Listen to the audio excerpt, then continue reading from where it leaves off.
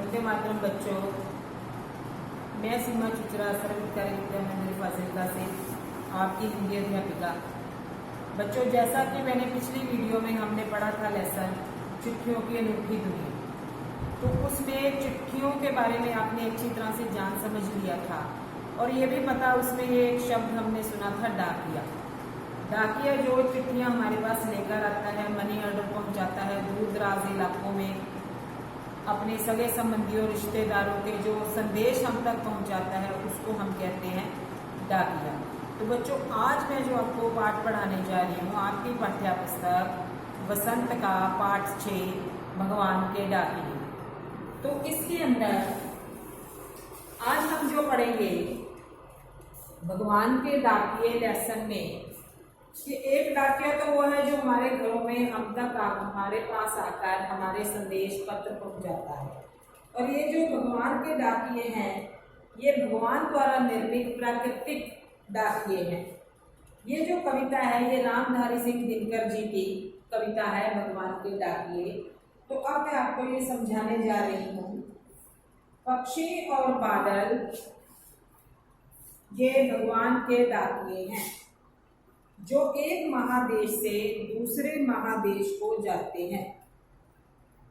हम तो समझ नहीं पाते हैं मगर उनकी लाई चिट्ठियां पेड़ पौधे पानी और पहाड़ बाँचते हैं। बाँचते हैं बच्चों, बाँचते का अर्थ है पढ़ते हैं। महादेश कोई बड़ा देश। तो इस प्यारे के अंदर इसमें दिनकर जी प्रकृति के जो 2 तत्व हैं पक्षी और बादल, उन्होंने उनको ईश्वर के डाकिए कहा है जो संदेशों को एक बड़े देश से दूसरे बड़े देश में ले जाने का कार्य करते हैं। अब कवि हमें यहाँ ये बताता है कि हम नहीं समझ पाते हैं उनकी भाषा को, प्रकृति के अनूठे रूपों को हम नहीं समझ पाते हैं, अनूठे अर्थ अनोखे, लेकिन उनकी लाई चिट्ठियों को, उनके द्वारा लाई गई चिट्ठियों को पेड़ पौधे पानी और पहाड़ बाँचते हैं, उसको पढ़ पाते हैं। वो पक्षियों और बादलों की भाषा को अच्छी प्रकार से समझते हैं, अच्छे से समझ लेते हैं, उनके द्वारा लाए संदेश को भली प्रकार से समझ लेते हैं। हम तो केवल यह आंकते हैं कि एक देश की धरती दूसरे देश को सुगंध भेजती है और वह सौरभ हवा में तैरते हुए पक्षियों की पंखों पर तिरता है और एक देश का भाप दूसरे देश में पानी बनकर गिरता है। अब इस प्यारे में, इस पद्यांश में कवि जो है हमें ये बताते हैं कि यहाँ पर हम लोग तो सिर्फ और सिर्फ ये समझते हैं कि एक देश की धरती वायु के माध्यम से, हवा के माध्यम से अन्य देश की धरती को सुगंधित हवा भेजती है। सुगंधित हवा, खुशबूदार हवा, सुगंध से भरी हुई हवा, और वह सौरभ, सौरभ का अर्थ है सुगंध, सुगंधित खुशबू,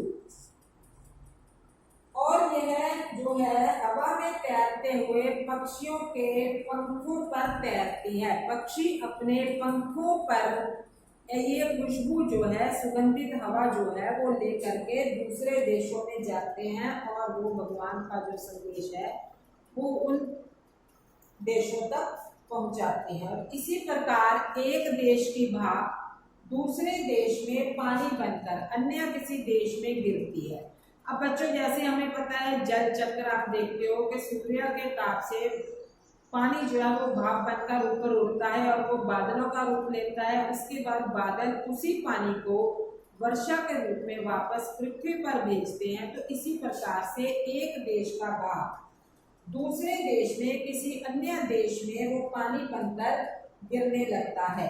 तो प्रकृति का यह सारा चक्र अपने गति से लगातार निरंतर चलता रहता है। तो इसमें, इस पद्यांश में कवि ने बादल और वायु के माध्यम से प्रकृति के चक्र को समझाया है कि प्रकृति जो है ये एक देश से दूसरे देश में किस प्रकार अपना संदेश भेजती है। और उसने बादल और पक्षी को डाकिए इसलिए माना है क्योंकि ये संदेशों को एक देश से दूसरे देश में ले जाने का काम करते हैं। तो बच्चों अब मैं इसके प्रश्न उत्तर आपको ये समझाती हूँ। इसका जो प्रश्न अभ्यास है, पहला प्रश्न है, कवि ने पक्षी और बादल को भगवान के डाकिए क्यों बताया है, स्पष्ट कीजिए। अब हम कविता के आधार पर इसको स्पष्ट करेंगे कि कवि ने पक्षी और बादल को भगवान के डाकिए इसलिए माना है क्योंकि ये संदेशों को एक जगह से दूसरी जगह ले जाने का काम करते हैं। एक स्थान से दूसरे स्थान पर संदेशों को ले जाने का काम करते हैं। बादल वर्षा और शीतलता का संदेश देते हैं और पक्षी अपने पंखों पर सुगंधित वायु को लेकर एक देश से दूसरे देश में आते जाते हैं। और इसी प्रकार ये जो प्रकृति के दोनों तत्व हैं, ये अपना अपना काम बहुत ही सही ढंग से कर रहे हैं, इसीलिए कवि ने इनको भगवान के डाकिए कहा है। अब इसका दूसरा प्रश्न है, पक्षी और बादल द्वारा लाई गई चिट्ठियों को कौन कौन पढ़ पाते हैं, सोच कर लिखिए। बच्चों जैसे अभी कविता के अंदर हमने पढ़ा, उसके पहले पद्यांश के अंदर हमें ये क्लियर हो रहा है कि मगर उनकी लाई चिट्ठियां पेड़ पौधे पानी और पहाड़ बांचते हैं, पढ़ पाते हैं।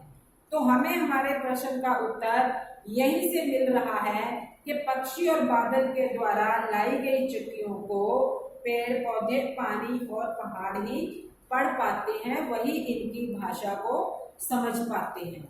अब इसका तीसरा प्रश्न है, किन पंक्तियों का भाव है, पक्षी और बादल प्रेम सद्भाव और एकता का संदेश एक देश से दूसरे देश में भेजते हैं। तो इसका देखिए कविता की पंक्तियां जो एक महादेश से दूसरे महादेश को जाते हैं, इसका ये उत्तर है। इसका ख भाग है, प्रकृति देश देश में भेदभाव नहीं करती, एक देश से उठा बादल दूसरे देश में बरस जाता है। तो बच्चों इसकी कविता की पंक्तियां जो हैं, दूसरे देश में पानी जो है, एक देश का भाग दूसरे देश में पानी बनकर गिरता है, इसका उत्तर इन पंक्तियों में हमें मिल रहा है। अब जो अगला प्रश्न है, पक्षी और बादल की चिट्ठियों में पेड़ पौधे पानी और पहाड़ क्या पढ़ पाते हैं। पक्षी और बादल की चिट्ठियों में पेड़ पौधे पानी और पहाड़ बहुत सी बातों को पढ़ पाते हैं। पक्षी और बादल प्रेम सद्भाव और एकता का संदेश एक देश से दूसरे देश को भेजते हैं। वे यह भी पढ़ते हैं कि प्रकृति देश देश में भेदभाव नहीं करती, कि जैसे प्रकृति जो है सुगंधित वायु जो है वो हर एक देश में जाती है, वर्षा जो है वो हर एक देश में समान रूप से बरसती है, तो प्रकृति जो है किसी भी देश में भेदभाव नहीं करती। तो यहाँ कवि जो है ये एक एकता का संदेश भी इसके माध्यम से हमारे तक पहुंचा रहा है कि भेदभाव हमें नहीं करना चाहिए। इसके बाद पांचवा प्रश्न, एक देश की धरती दूसरे देश को सुगंध भेजती है, कथन का भाव स्पष्ट कीजिए कि इस कथन में कवि हमें क्या समझाना चाहता है।